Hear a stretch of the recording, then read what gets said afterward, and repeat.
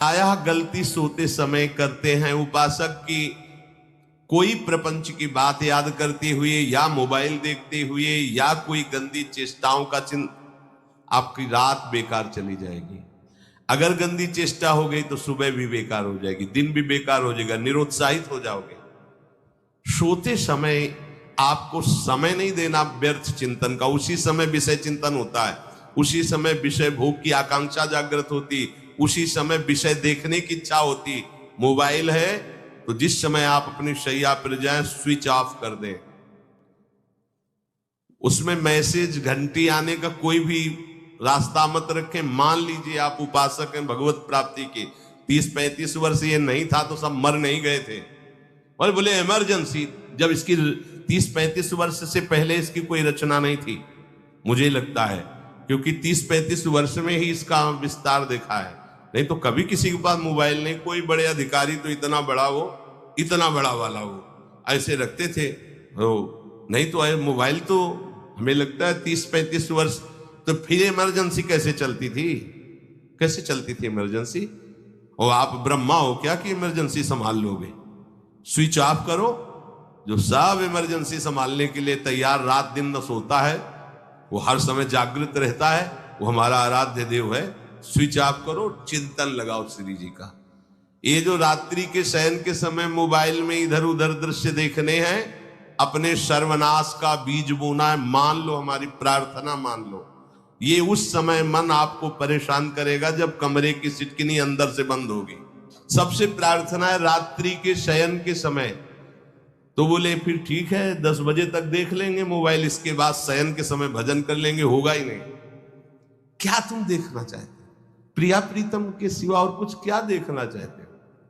वो तो सुभग सुंदरी सहज सिंगार है, सहज शोभा सर्वांग प्रति सहज रूप वृषभानुनंदिनी। हमारी स्वामिनी जी की सुंदरता छुपाने के लिए आभूषण पहनाए जाते हैं, औरों को तो आभूषण सुंदरता बढ़ाने के लिए। यहां छवि के छिपाए को ऐसे के दास होके क्या देखोगे मोबाइल में? क्या देखना चाहते?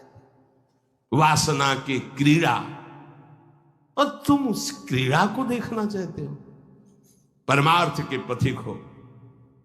देखना है तो प्रभु को देखने की वृत्ति रखो, अन्यथा मूंद लो आंखें। प्यारे, महान फल प्राप्त करोगे।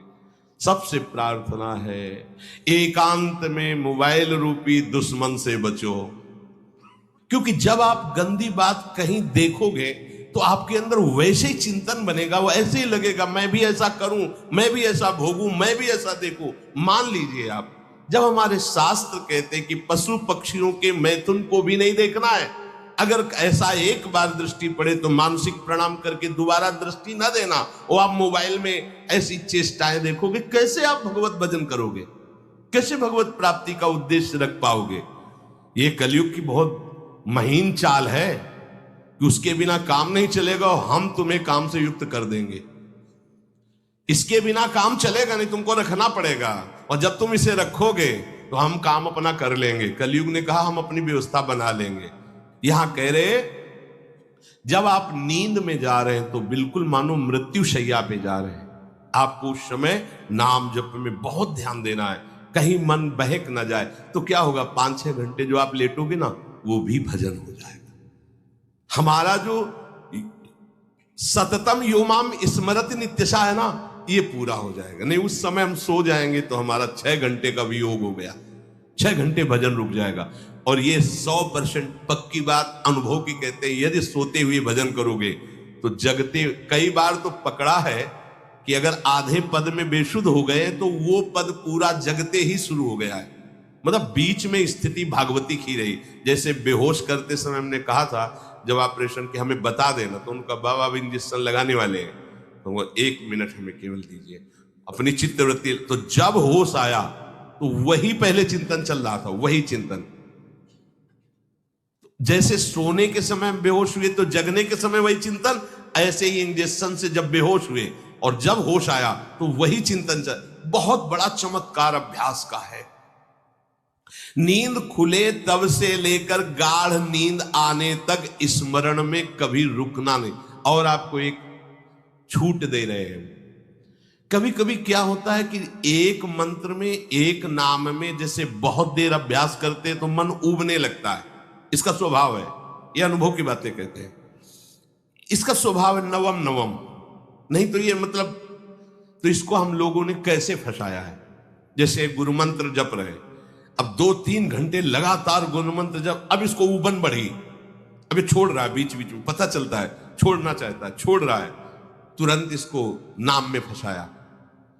अब थोड़ी देर नाम में चला, फिर उभरा, बहुत विचित्र है ये, अब उसको फंसा दिया। उस पीछे की बात अभ्यास के समय, नमामि शमीशान निर्वाण रूपम विभुम व्यापकम ब्रह्मवेद स्वरूपम। चिंतन, पदगान करे, ये भगवान शिव पदगान कर रहे हैं, उसका चिंतन, निर्वाण रूपम विभुम व्यापकम ब्रह्मवेद स्वरूपम। अब अपने यहां अवसर है, सुंदर सुंदर कोई पद, गुरु मंत्र जब करते हुए मन जब ऊबने लगे, राधा वल्लभ श्री हरिवंश, राधा वल्लभ श्री हरिवंश, राधा वल्लभ श्री हरिवंश, इसमें भी उबने लगे, शुरू कर, जोई जोई प्यारो करे सोई मोही भावे, भावे मोही जोई, इसमें भी उबने लगे। सुधा निधि का कोई एक लाइन ले लो, ब्रह्मेश्वरादि सुदुरूह पदारविंद श्रीमद पराग परमाद्भुत वैभव, ब्रह्मेश्वरादि सुदुरूह छोड़ना नहीं है। तू भाग को फंसाने के लिए आपके पास अस्त्र हो, जैसे यहां चाकू, यहां पिस्तौल, तलवार, ये वो सब बिल्कुल वीर सजा रहता है, ऐसे ही अपने लोग सजे रहते। छोटा राधा, अब एकदम चिपक गया आके तो कैसे मारे, तो छोटी चाकू है ना वैसे, राधा राधा राधा, थोड़ा दूरी राधा वल्लभ श्री हरिवंश, थोड़ा और दूरी गुरु मंत्र, बड़े बड़े अस्त्र अपने पास रख ले।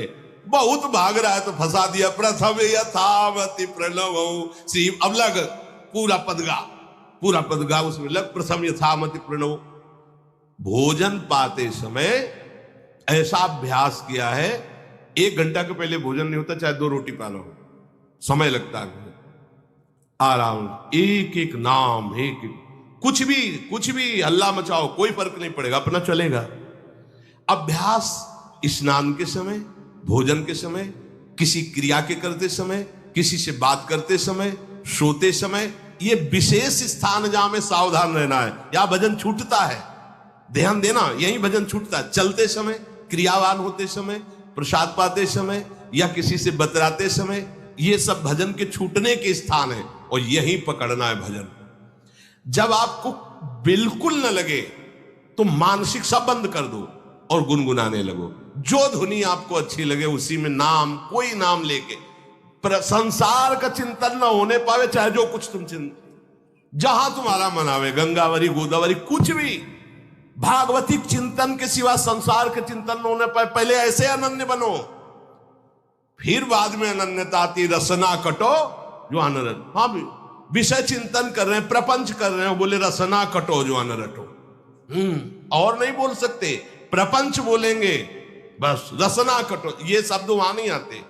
पहले हम आपको छूट देते हैं, भक्त चरित्र, भगवान की चरित्र, नाम कीर्तन मंत्र, जो भी चाहो, संसार का चिंतन मत होने देना, पहले ये पकड़ो, फिर आगे चल करके जब पवित्र हृदय होगा तब ये निष्ठा आती, रसना कटो जो अन रटो, निरखियन फुटो नयन।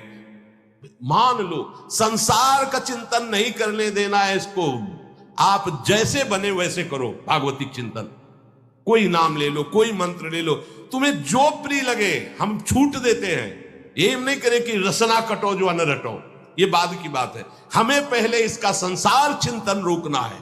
कैसे छूटेगा, कैसे छूटेगा, हमें यह पकड़ना, नहीं तो निष्ठा की बात। जो हरि नाम जगत त्रिशिरोमणि वंश बिना कबहू, हरिवंश बोलेंगे नहीं, हरि बोलना नहीं है, हरि बोलना नहीं, क्योंकि जो हरि नाम जगत त्रिशिरोमणि वंश बिना, हरिवंश बोलना नहीं है क्योंकि प्रपंच में रति। तो क्या करो, जो तुम्हें प्रिय लगे पहले उसे पकड़ो। ये हम अंदर की बात करें, प्रवचन की बात नहीं कह रहे, मन को फंसाना है हमें। राम कृष्ण हरि जहां लगे इसको लगाओ, पहले इसको फंसाओ, संसार का चिंतन न होने दे। गीता भागवत भक्त चरित्र कुछ भी कहीं भी इसे फंसाओ, पहले संसार का चिंतन न होने दो। फिर लाओ इसको घुमा के निकुंज वाटिका में, फिर तो भागेगा ही नहीं, फिर नहीं भागेगा।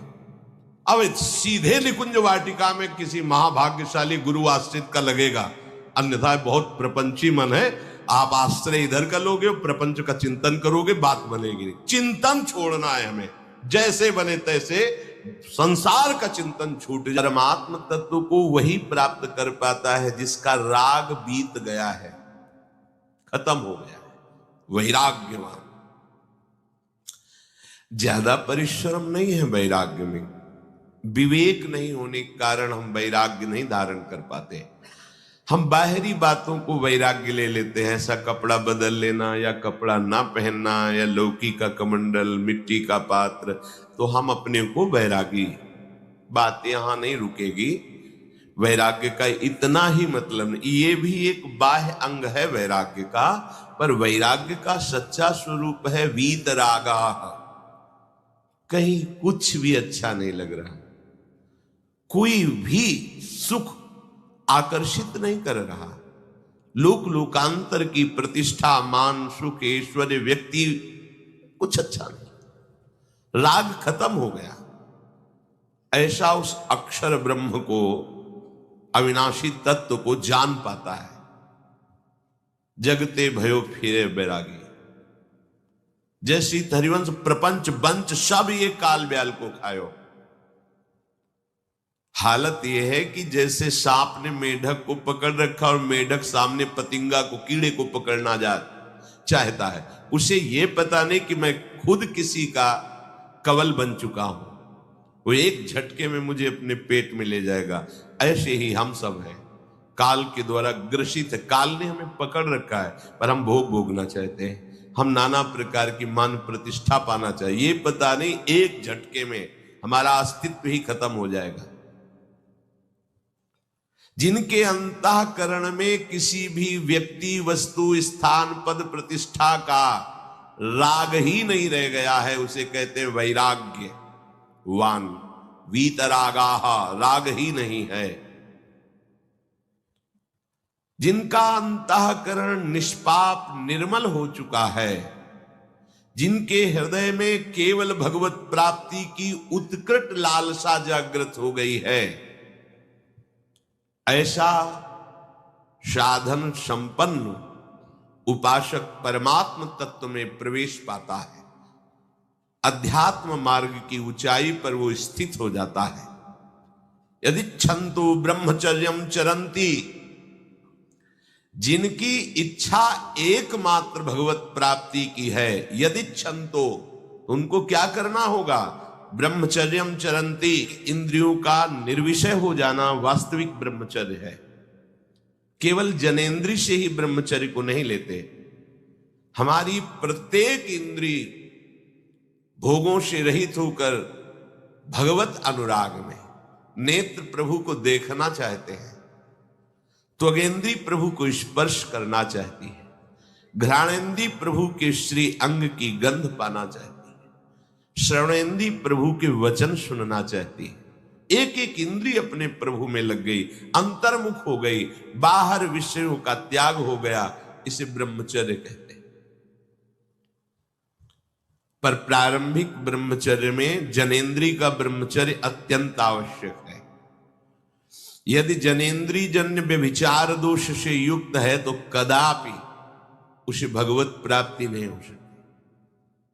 शुभ गति व्यभिचारी शुभ गति चाहे असंभव। और भगवत मार्ग में सबसे बड़ा दुश्मन यही व्यभिचार दोष है, काम। इसी से हमारा हृदय मलिन होता रहता है, अंधा बटे और पड़ा चबाए वाली दशा रहती है। हमें 50 वर्ष हो गए, अरे 50 जन्म हो जाए, तुम व्यभिचार करो, गंदी बातें करो, गंदे चिंतन करो, सो समय व्यतीत कर, अनंत जन्म व्यतीत हो गए, भगवत प्राप्ति हुई क्या? 50 वर्ष से भगवत प्राप्ति हो जाएगी क्या? 5 मिनट काफी है भगवत प्राप्ति में, एक बार नाम काफी है। वो स्थिति तो लाओ। बार बार बहिर्मुख वृत्तियों के द्वारा विषयों में सुख बुद्धि कर लेने से हमारा सारा का सारा अध्यात्म चिंतन बदलता रहता है, इसलिए लाभ नहीं मिल पाता, एक रस चिंतन नहीं रह पाता। बार बार विक्षेपी विषय करते रहते हो, हम सहते रहते हैं और भोगते रहते हैं। एक बार तो हिम्मत करके उठो, अवलो नशानी अब नानशई हो, एक बार तो दृढ़ बनो। बस मन के अनुकूल चलने की बात को तुम्हें रोकना होगा, तभी तुम्हारे अंदर यदि क्षण तो ऐसी इच्छा जागृत होगी। पक्का पक्का ऐसा ही है, जब हम किसी विषय के वेग को सहते हैं, विषय नहीं भोगते हैं, तो मन बहुत जलाता है। उस जलन में फिर एक ही बात होती, बस भगवत प्राप्ति हो जाए, झंझट खत्म हो जाए। कब तक हम इसमें चलेंगे? एक बार भगवत, वो जलन हमको भगवत प्राप्ति की इच्छा प्रकट करती है। अपने लोग क्या करते हैं, जलन को मिटाने की कोशिश करने लगते हैं, तो भगवत प्राप्ति की इच्छा क्या, भोग प्राप्ति की तृष्णा जागृत हो जाती है। भोगे हुए भोगों, बाहर और भीतर से कोई सहयोगी नहीं, जल रहा है उपासक, तब रास्ता निकलता है भगवत प्राप्ति का, तब इच्छा प्रकट होती। अब नहीं, बहुत जल लिया, अब तो केवल प्रियाजू के समीप जाना है, अब तो प्रभु के सानिध्य में रहना है, नहीं इन भोगों की जलन में जलना है। पर यहां तक पहुंचने के लिए जलना होगा, तभी लिखा सहित सहित बाढ़ है भगति तास्तिति क्षस्व भारत, क्योंकि आगमा पाइनो अनित्यास, ये नाशवान काम क्रोध आदि तुम्हें प्रेरित करेंगे, तुम इनके वेगों को सह जाओ, ये स्थायी नहीं है। आगमा पाइनो है, आने जाने वाले हैं, और ये सहन करने से नष्ट होते हैं, भोगने से बढ़ते हैं। यदि क्षंतो, अगर भगवत प्राप्ति की इच्छा है तो ब्रह्मचर्यम चरंती, ब्रह्मचर्य का पालन करना ही होगा, इसमें कोई गुंजाइश नहीं, क्योंकि आप चल ही नहीं सकते। ध्यान से सुन लो, ये मनोरंजन का मार्ग नहीं है, इसमें मन ही मार तन हारिक वृंदावन में गाज, इसमें मन मारना होगा। प्रायः ये मन को दुलार करने वाले लोग कभी भाग्य से सत्संग में भी आ जाते हैं, कभी श्री विग्रह के दर्शन करने भी मंदिर पहुंच जाते हैं, कभी तीर्थ याटन भी करते हैं, पर इनका कोई लक्ष्य नहीं होता। आज सुन लिया सत्संग, बढ़िया है, लक्ष्य नहीं होता। यहां लक्ष्य वालों की बात हो रही। यदि क्षम तो, यदि तुम्हारी ऐसी इच्छा जागृत हो रही किसी जन्म में भगवत प्राप्ति करनी, तो ब्रह्मचर्यम चरंती, आप सच्ची मानिए, जिसके निकालने में तुमको सुख की अनुभूति हो रही, उसको रोकने में कितनी सुख की अनुभूति होगी। उन्मत्त हो जाओगे, बहुत जल्दी आपके सारे के सारे करण भगवदाकार होने लगेंगे यदि आप ब्रह्मचर्य का पालन करेंगे। शरीर स्वस्थ, हल्का, मन प्रसन्न, नींद आदि पर विजय, कितने गुण ही गुण। और ब्रह्मचर्यहीन आलस्य, प्रमाद, भोगों का चिंतन, मन का डिप्रेशन में पहुंचना, कमर में दर्द, टांगों में दर्द, सर में दर्द, घबराहट होना, बिना किसी कारण के मन भयभीत हो रहा है, भोजन अपच हो रहा है, बिना किसी प्रक्रिया के वीर नाश हो रहा है, बिना किसी प्रक्रिया के। काहे को मृत्यु स्वयं स्वीकार कर रहे हो, ये मृत्यु है।